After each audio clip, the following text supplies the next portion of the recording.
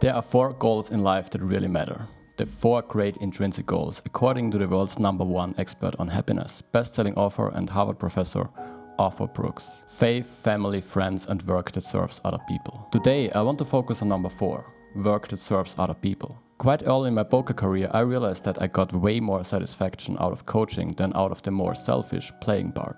Coaching people and help them to become better players motivated me more to study the game than making money while playing. In fact, I was always struggling to sit down and play, nearly never reaching my poker volume goals. So I discovered that becoming good at something and then teaching the thing I'm good at is something that really makes me feel like my life has purpose. I was also never driven by fancy stuff, never felt like it's worth putting in a lot of work so I can buy myself certain things or upgrade my lifestyle.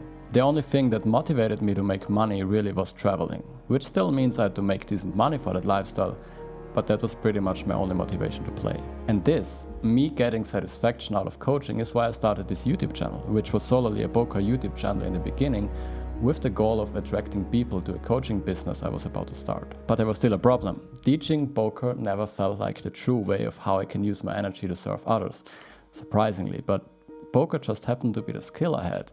I now believe, well, I always did, I just tried to convince myself that it was fine, that everything that only makes money if you're better than others is a bit odd. It's competing, it's winning because someone else is losing, and there is no win-win. And yeah, poker is even worse than that. It's not even a zero-sum game, and that I should do something where everyone wins. Having a business is such a thing. You sell something others benefit from.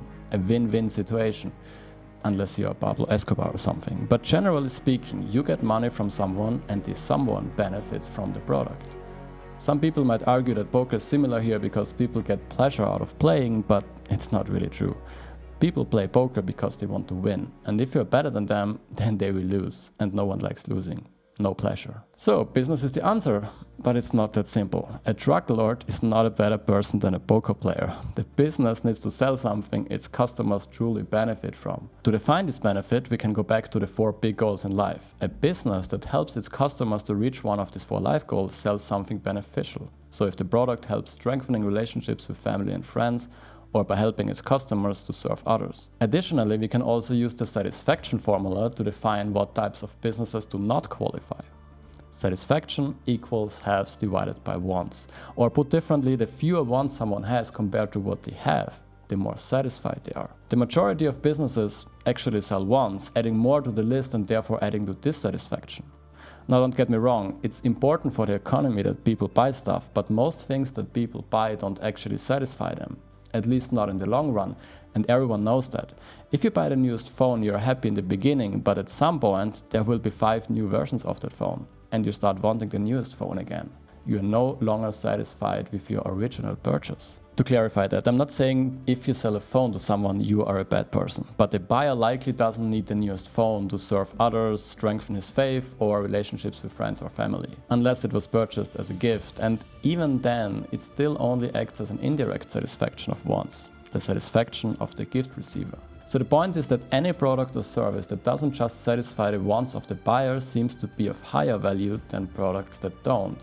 And the ideal business therefore sells something that educates the buyer in a way that the buyer can use this education to serve others as well. However, there is still a problem. The end state, the final customer, would often just get a satisfaction out of their wants anyway. To give you an example, if I sell a course on how to grow a YouTube channel, I serve others. My customers then make YouTube videos on how to become a better poker player to sell a poker course.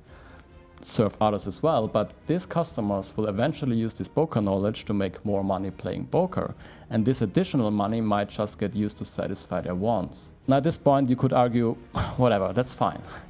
And it is. However, there's still an approach we can use to solve this end-state want problem. I could sell this YouTube course exclusively to individuals who make videos to promote businesses that don't generate additional wants. For example, to hypnotherapists who offer coaching to improve their clients' mental health, or to a musician promoting their music, or to an athlete selling workout programs. So I think I've clarified what I think an ideal business looks like in my opinion.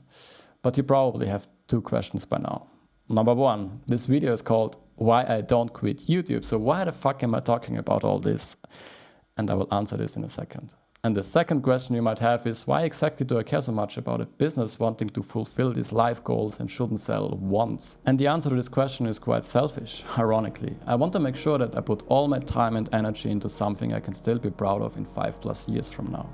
By figuring out beforehand what this might be. I don't want to start something that feels like a scam and doesn't align with my values. I don't want to start something just because it makes money. I might also feel some guilt for how I made money in the past playing poker, to be honest. But anyway, why does this mean that I'm not quitting YouTube? Well, when someone needs to grow their business and attract new customers, trying to serve others, they almost certainly turn to YouTube for guidance. Everyone I know does.